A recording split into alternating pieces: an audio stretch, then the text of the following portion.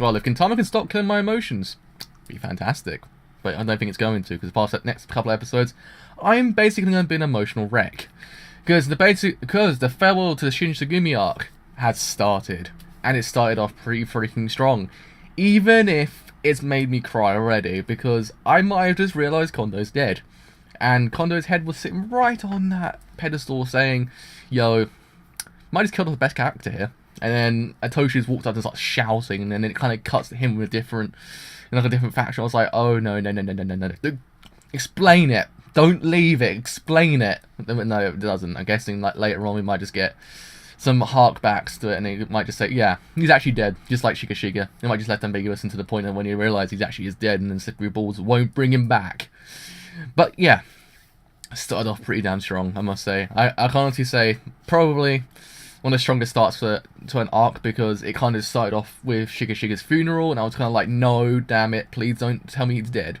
Do not accept he's dead, but we're accepting he's dead, I'm guessing. Then you had the whole bit when the Shinsengumi's basically been disbanded, kind of taken away, and everyone else has been left like nothing. Saito's even there. I was kind of like, Afro Samurai, what are you doing there? You're too cool for this. Get out of here. And then, yeah, and then you had that whole section where Toshi just looks at the Shinsengumi and starts crying, realizing he can't go back to the place that practically made him. But he can't go back to leading people. It's kind of like, oh no. Don't do this to me. I don't accept these kind of feelings. Alright? My Kokoro's broke her already. I don't want to be broke her even more. It's kind of like, just need to be calmed down. Sometimes I just need to watch anime, which kind of doesn't make me depressed. But yeah, because makes me depressed at the moment.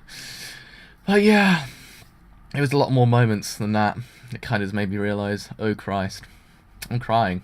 And then, especially the point where you had Gorilla and Gintoge talking to each other, just saying about how war and what war does and what war causes and how much war means to people, like how people don't even know what they're fighting for, and they realise, and then afterwards you realise why did they even fight? Why did they? And it's kind of like, Christ, alright, this is getting a bit too realistic here. It's getting too much talk into the real world, but good job, Gintama. You did it pretty exquisitely. It has cutbacks to Gintoge's past as well. You had cutbacks to the actual like arc itself, and it's all done pretty exquisitely, and it was freaking fantastic presented.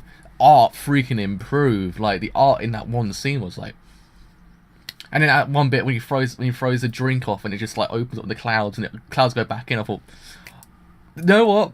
Symbolically meaning that was pretty good. I mean, then you had a section where basically Sakaki's or Nobunobu's basically troops came in and took Lake Kondo, and then yeah, that happened, and then yeah, so that whole section with Gintoge and Gorilla was basically my favourite parts of the episode, because it kind of just, it makes you realise what the cost of war actually is. What does war have?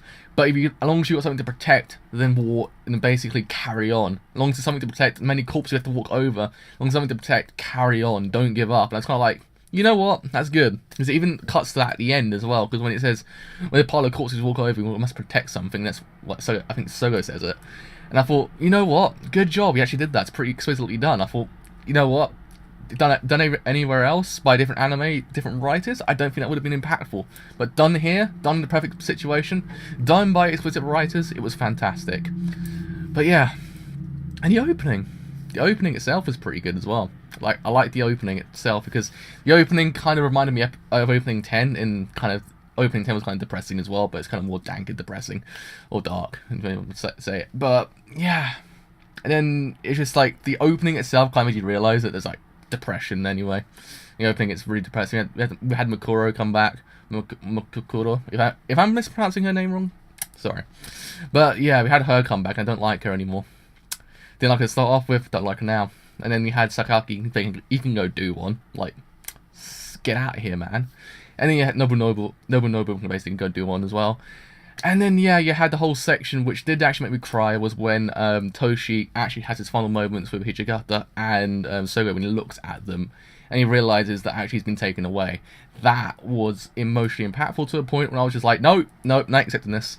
And then at the end, when he says, you are the Shinsengumi, like, to everyone else in the troops, like, wherever we are the Shinsengumi, I was like, no, emotions, please don't. Please don't. But then they did. I started crying, and then that's how the episode ended. But yeah, so far, exquisitely done. Hopefully going forward it even continues like this. But anyway, with all that said, I have been the driver. If you want to leave a like, do leave a like quite a bit. If you want to leave a sub, do leave a sub. It does help me quite a bit. With all that said, I have been the driver. And now, later. Bye.